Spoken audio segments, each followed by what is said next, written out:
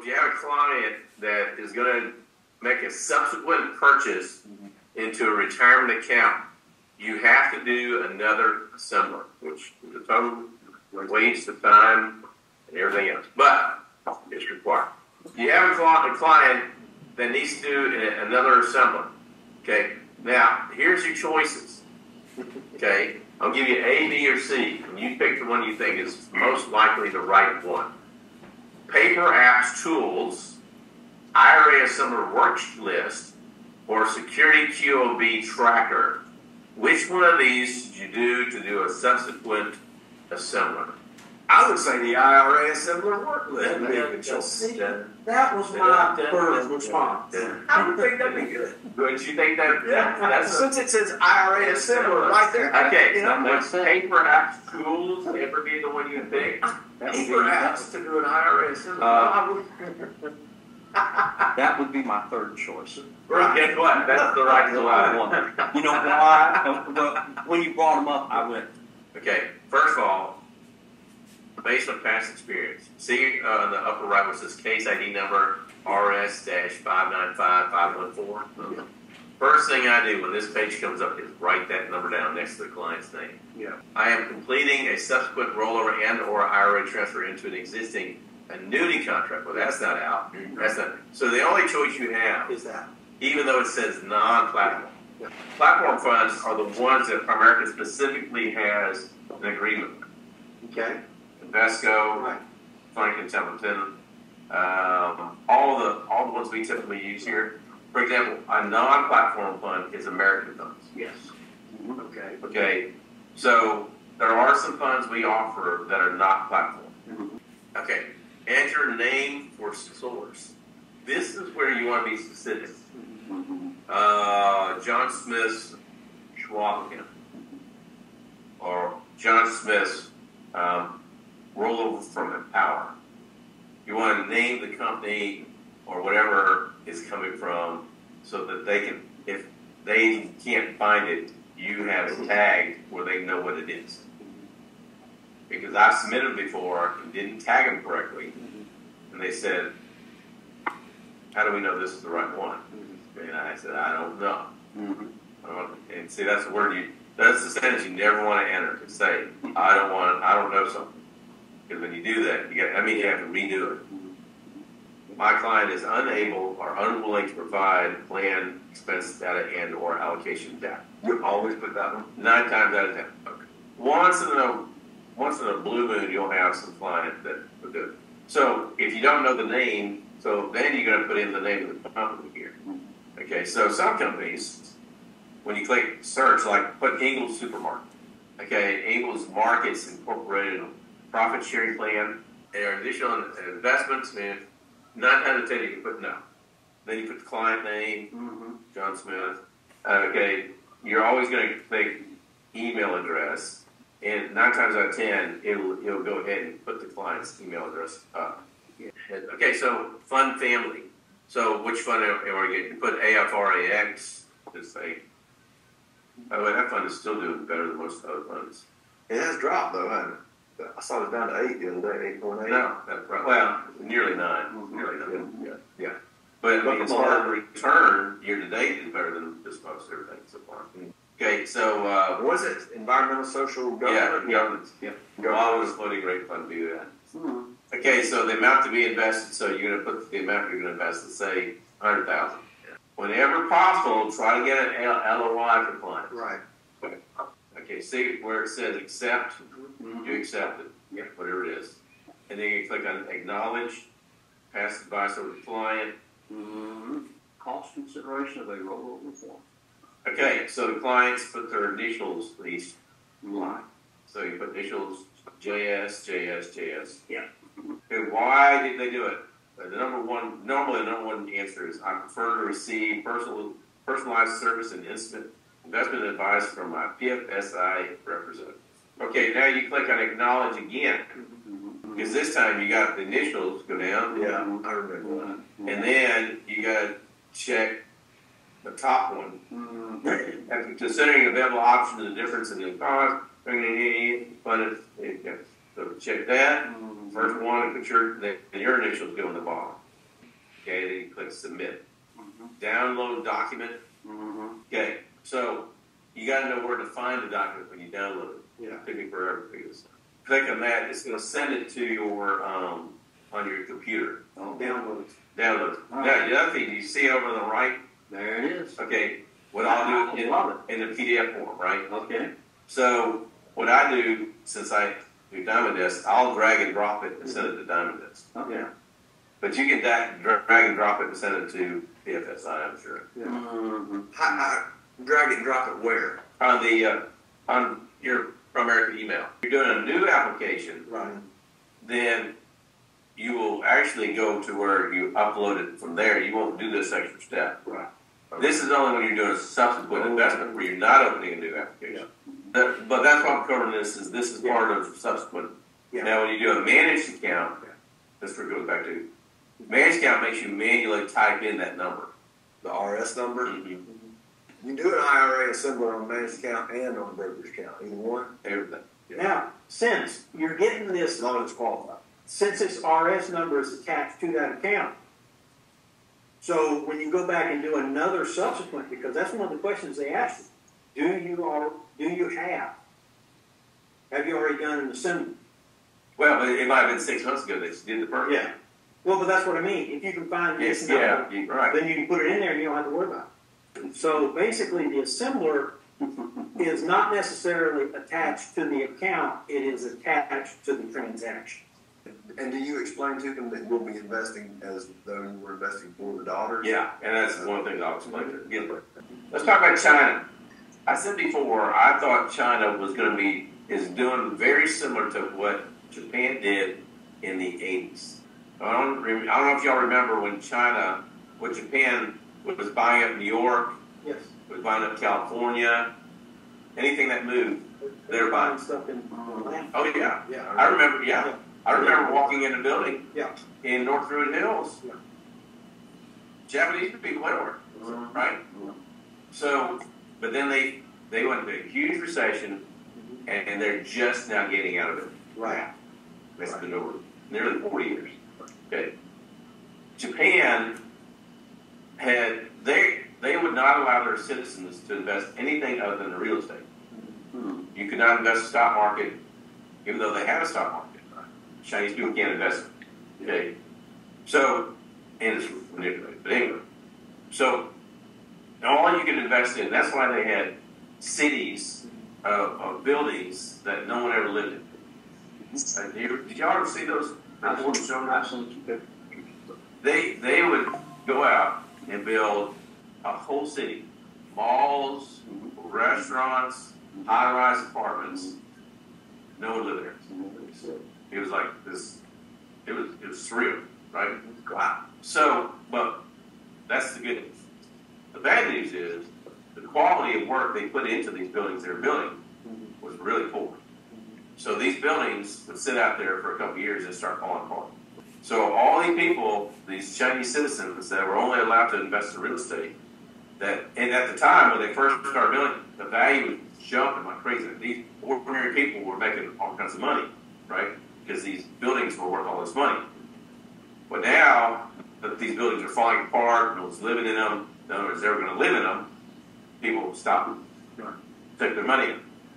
Well, the two largest developers in China were Evergrande and another one, I can't remember that name. They both folded. Every developer in China has gone bankrupt. Everyone. Okay. The two largest ones, Evergrande and the other one, I can't remember the name of it, was $500 billion in debt that went away. So it's trillions of dollars that are gone, that the Chinese government has lost. And no one's talking about it. Have you heard anybody talk about it much? I've heard about this one guy on the internet, and he's written a book about China's precarious financial situation. He thinks they're in very, very bad shape. Right. They are. They're in a huge. Yeah. But as far as the media, No. the mass media is not covering it at all. Okay. And so I strongly believe that. Okay. So what does that have to do with the United States? Well, first of all, they're trying to. That's the leader of China. What's his name? Xi Jinping. Xi Jinping. Okay, Xi Jinping is 70-some-odd years old. He really wants Thailand. So he's either going to take it now or he'll never take it. But I'm not sure he has the money to take it. Because it costs money to fight a war. If they do it, they're even going to be more bankrupt than they were. Correct. Okay. I see what So you're saying. they're in really bad shape financially. So they will not be, they will never be, they will not be in our lifetime a global, they will not be the power that they have been. Correct. Yeah, they will go away like Japan did. And and they invest a fairly large amount of their money are in U.S. treasuries. They have a lot of U.S. treasuries. Okay. But what does that mean? Well, if they need money, they're going to start unloading those things, which causes if they're unloading trillions of dollars of U.S. treasuries, the valuation of our treasuries will go up that too. Yeah. So I think that's a very real possibility. You know, I have a 1912. Yeah. I have a 1912 German mark. You know what it's worth? Nothing. No. You know why? Because they only. Do you know how many 1912 German marks they printed that year? Wheelbarrows. Yeah. How they ended up World War I. Right. Okay, it's normally financial issues that cause them to go to wars. Right. I think that there's going to be some issues with that. And so I just want you to be prepared. Don't be shocked. There's some analysts also talking about if we ever wake up one morning and the treasury yield on the 10-year goes from 4% to 6% overnight, we got a problem. You know why that would happen? Why would the treasury yield go from 4% to 6% overnight? What causes bond yields to jump? Interest rate change. No. What would cause a bond yield to jump to 6 also? It's a bond question. Yeah. When prices go up, bond prices do what? If interest rates go up, what do bond prices? What's happened to the bond price? If the rate is here and goes to here, what just happened to the price of the bond? So prices drop. Okay, the prices drop dramatically.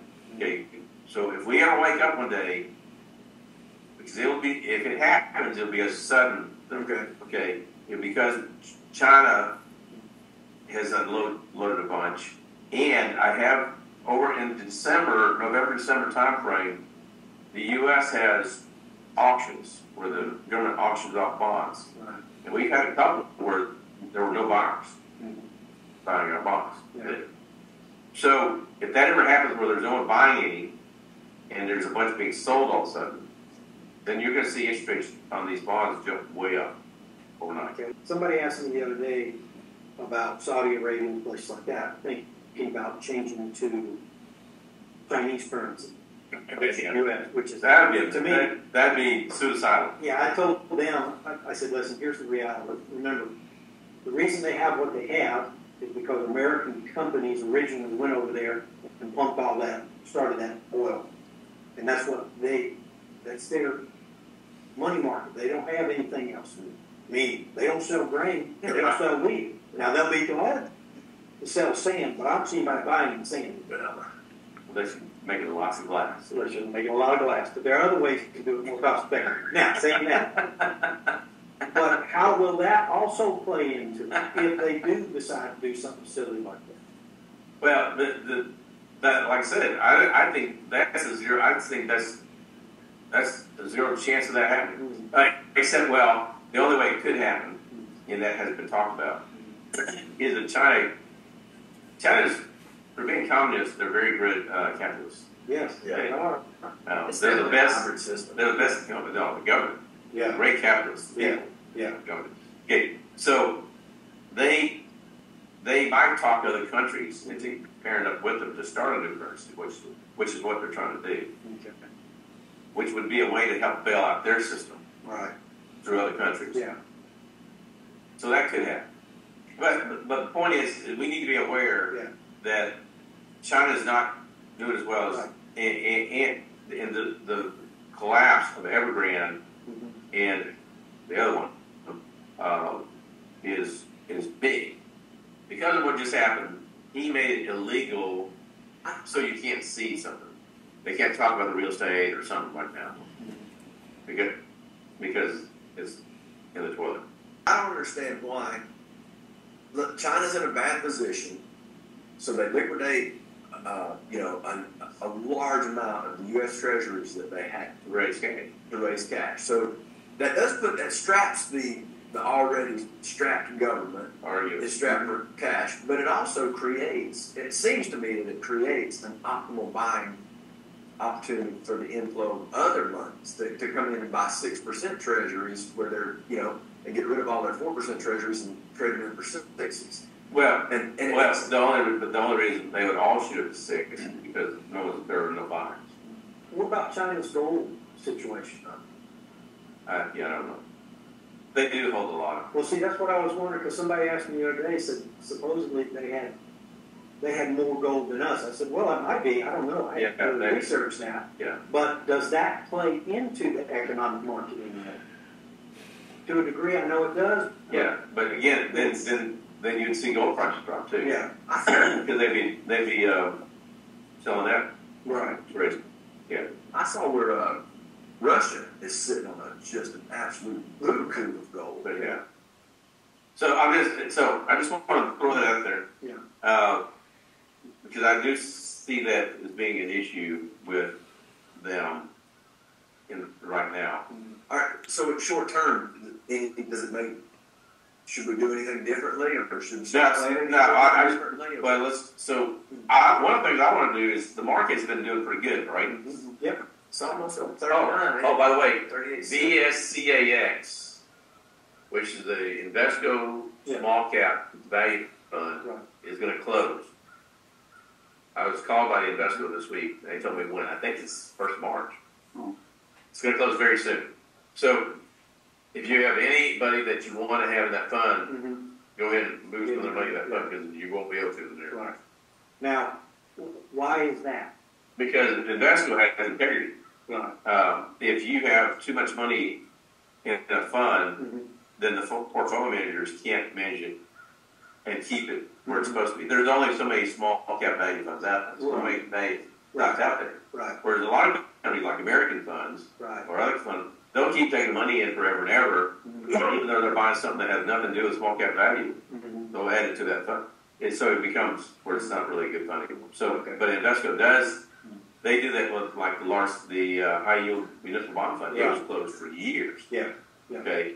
So whenever they have too much money in any one fund, they'll close it. Yeah. But they only close it to new investors. Right.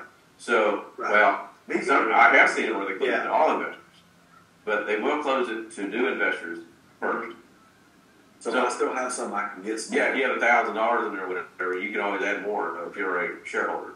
And but if you don't have any, then you're out. VSCAX? Yeah. That fund's been around a while.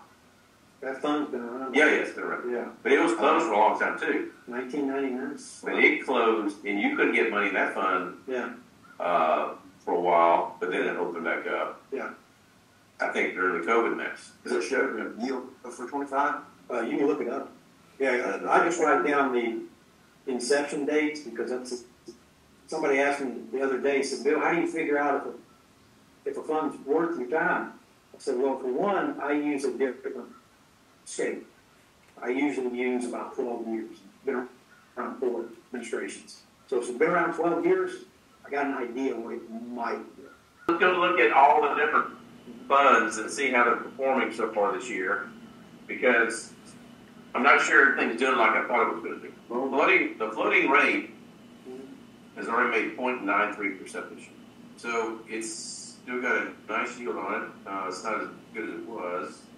Let's see what it now. 9.44 now. So VADAX, somebody told me, matter of fact, one of the wholesalers used to discourage me from putting my clients in that fund because they get paid less. Okay, so AMHYX I thought was going to do well because I thought interest rates were going to start going down, which is the high yield fund.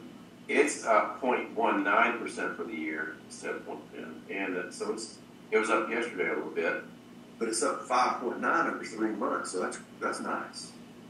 Yeah, and so because but that was when thinking that interest rates were going to come up. And it did make 9.89% last year. But it probably didn't make that until the very end of the year. Okay, then the other one I was looking at was VSCAX, which is that small cap value fund. And I'm not sure that was good for lots of things. Year to date, 0, 0, 0. But 3 months, 17.75.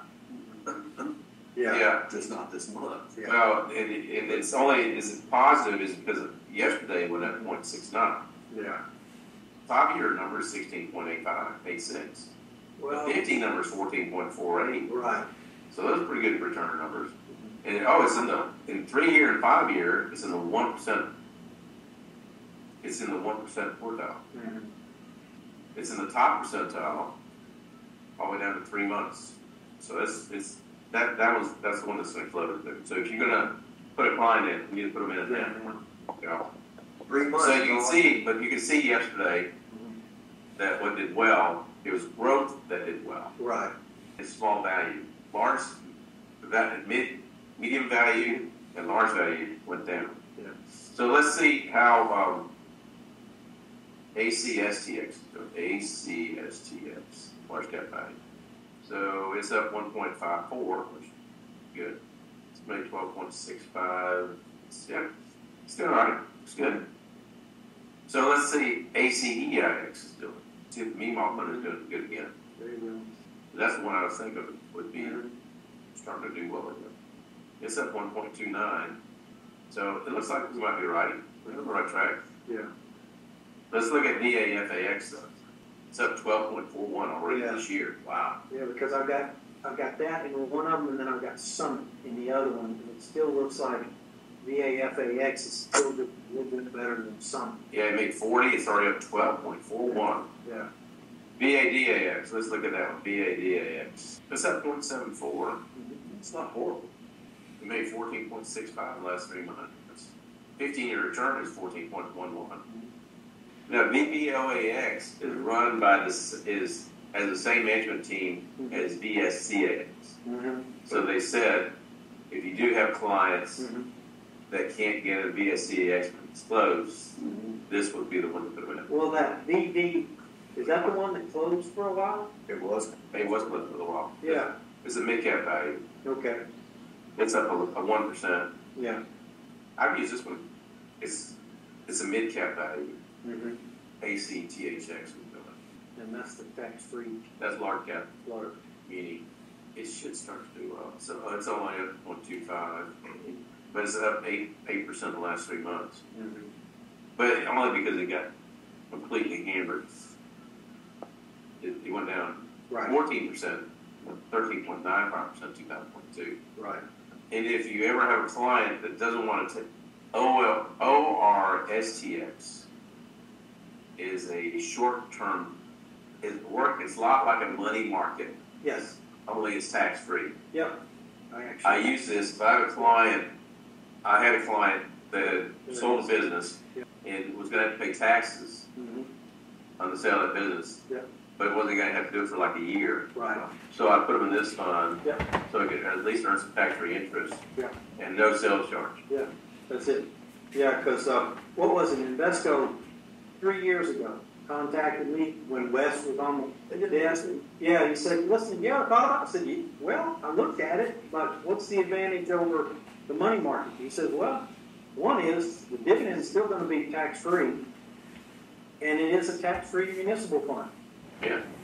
And there's 0% or zero sales charge. So I said, well, that's kind of a win-win situation. When you put money client in this, it does not count as production. Right. But when you move to something else, it does. Yeah. Which is a great way to start the chain of events because they see it's making money. Right. And they want to make a little bit more money, then we can go ahead and move it out of that into something. Let's just for how look at the Asia fund. What is that? ASI.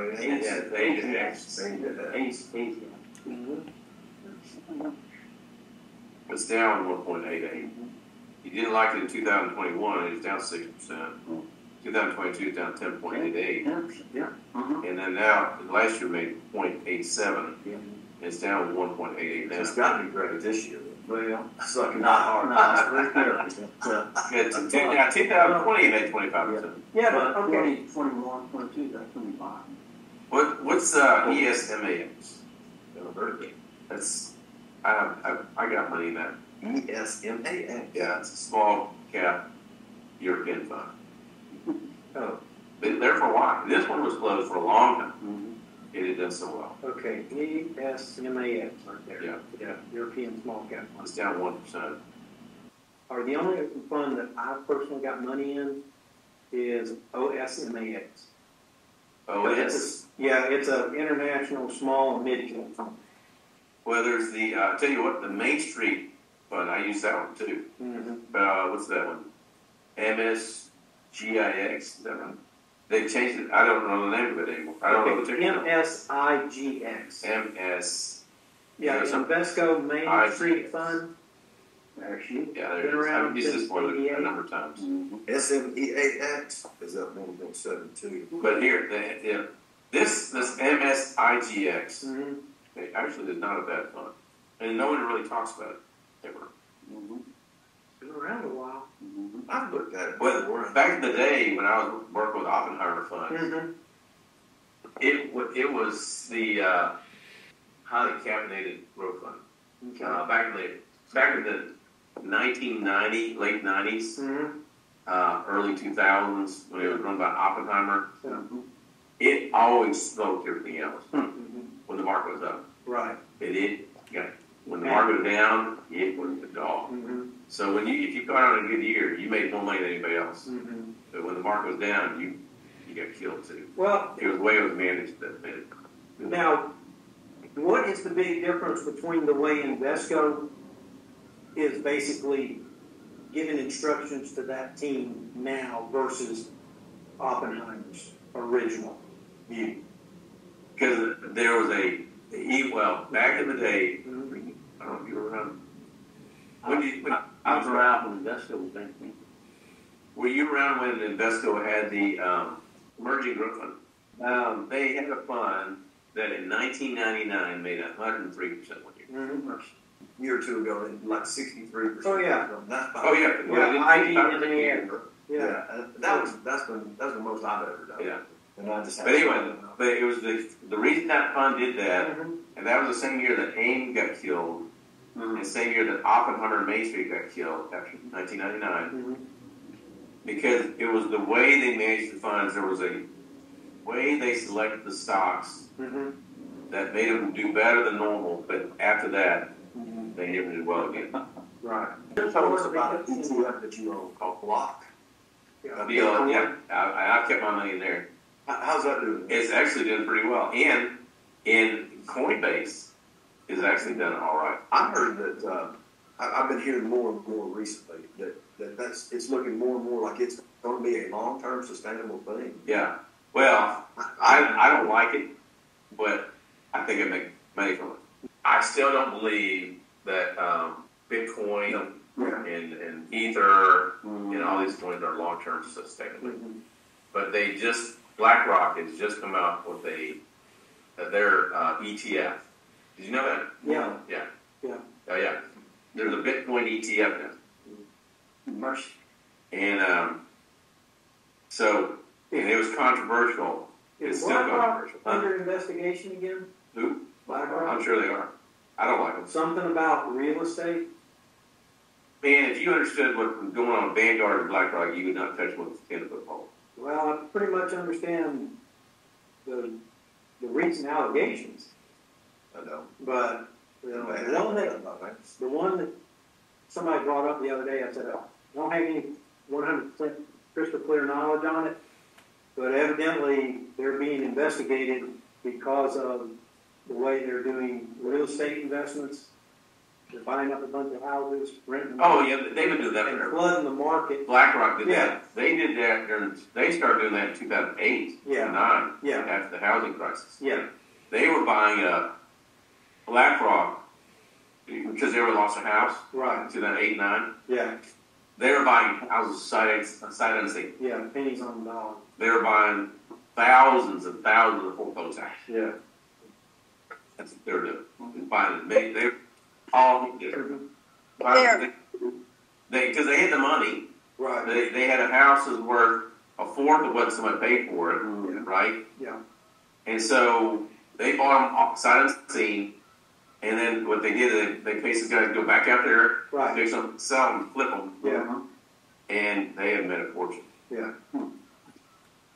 Eric, do you ever use any of the Clear Bridge or Charter Fund or any of those? I've got some clients in those, and they've done fairly well. The Charter Fund was an AIM charter. It was around forever.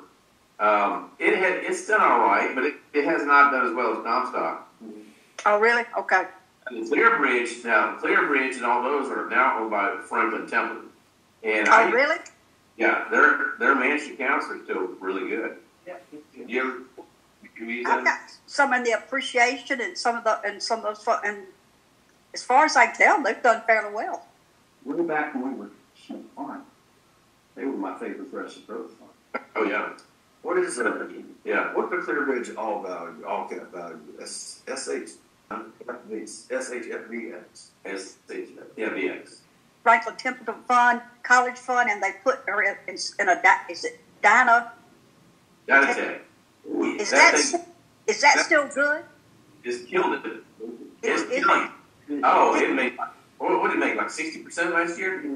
Yeah, it was good, but I didn't know if it's going to stay that way, so I just leave it. Well, technology keeps doing well. Well, it started in 68. Yeah, what's the ticker symbol on that? FKDNX.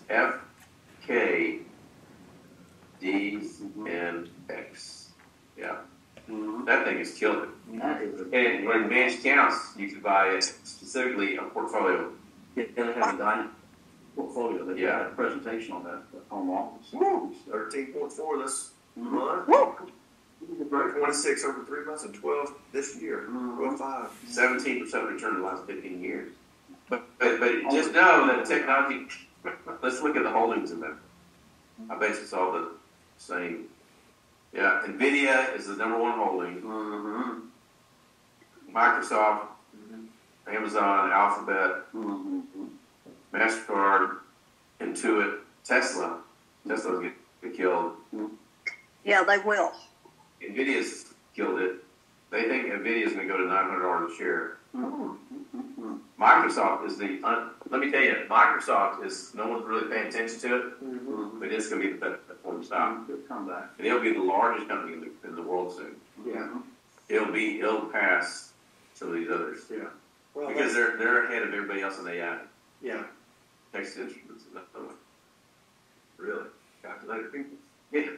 I remember calculator. Yeah. Everybody said it Texas Instruments calculator. That's it. Yeah.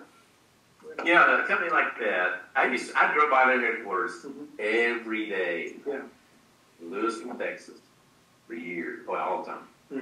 And because my uncle lived in Lewisville, which is right near Dallas, and I drive from North Texas, University of Texas, Arlington, to the ROTC. Yeah. I drove right by there, and it was kind of nothing. No one really pays attention to company, but it's always done really well.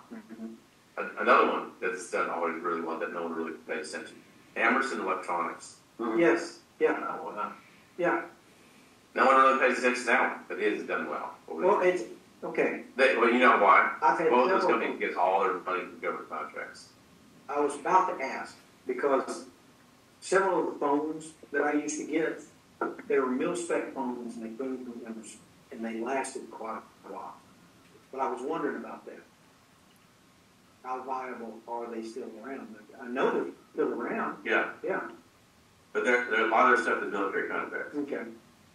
Do you think that's what's taking a lot of these companies when they start to actually develop things, especially for technology, that the government sees the potential and they kind of make them a deal that they can't refuse. Turn down? Yeah. I mean, it was American Capital, Emerging Growth, ACEGX. At one point, it made 103%. No 1999. But it killed it. I think there's a slow rotation out of technology into the broader market. So I don't know if I would go into just a technology fund right now. because it's already run up so much. You bear all the risk on that on a variable life policy. If it doesn't perform well, you still lose your insurance. Yeah. Salespeople that have bad reputations, like car salesmen, Yeah. and people like that, they are poor salespeople. Right. A good salesperson, the objective is what I'm talking about here, only to the top, is because it's the first thing you want to do is find out what the client wants, and then give it to them. If they tell you what you want, they want it, and you give it to them, why would they not buy it? Yeah. Right? Right. So your objective is to find out what it is they want, and then you feed it back to them. I want you to be in love with me. And I want you, when you're ready to come again, to come back and ask for me by name.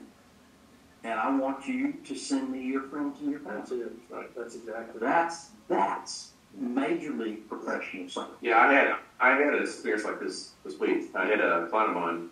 The wife called me and said, his name's Ron had passed away, her husband. And she said, he loved you. Matter of fact, I think I want you to speak at his funeral. Wow. So the key to what's that meeting to do well in my business is to develop relationships with my client. Stacy was shocked when and I have another client that's died of cancer in Augusta, and he's having an end of a life celebration. Yeah. March. Matter of fact, that is if he survives. I don't know if he's going to make it. March 16th, I'm supposed to be in Augusta. Celebration of life, but I was invited to that. So when you develop relationships with a lot of these clients, they're like my family. I can't tell you how many hospitals I've been to see new babies born. Matter of fact, when Paul Church's baby was born, I was there. Yeah, his first baby. Because Dallas was just born maybe months before then. But funerals, I've been to a lot of funerals, a lot of weddings. You become part of their family because they see you part of their family as you're the guy that helps them make good financial decisions. Now, yeah, ownership is powerful. Primerica is the only financial service that offers ownership. Yeah. So the way it works is once you build an RVP and you have us over, I think, 20 million or 50 million. Wait a minute, not that much. 20 million over management, RVP, and you've been there for 20 years. That's one way. You didn't have to have an organization. And then the next one is to make $300,000 and be an RVP. Then you get full ownership. And so what ownership means is if I have full ownership, if I decided I didn't want to do this anymore, I can sell my business to another RVP. And it's generally 80 cents on the dollar. So I could get $3 million. Scott Pinker bought Betty Banks'. Ian Buckner went from 0 to $1 million in 10 years. When he did that, he was the fastest ever to do it. A couple of years ago, he decided he didn't want to be in Primerica anymore. So he sold his business to... what's his name out in California? Yeah. Little guy. Arizona? Mario, Arizona. Okay. You know what he started out doing? No, what did he? Selling bananas on the side That's of the right. street. Oh, that's right. He was selling He bananas. did all kinds of stuff. Sometimes I see Mario out with little spinning signs. Yeah. Yeah. He's 19 when he was 19 when he got into this business. Mario was amazing. He had 54 points before he even got this first sale. Yeah, never. The thing that no one gets is you don't have to be talented to be successful. You just have to work your face. Persistency and consistency. That's right. Now, when we go to these fast start schools, everybody knows who I am. Right? I don't know how that's possible. Because and all of a sudden, I'm the smart securities guy. Yeah, that's right. Corral. Yeah, he said, it took me 40 years to become overnight success. Yeah.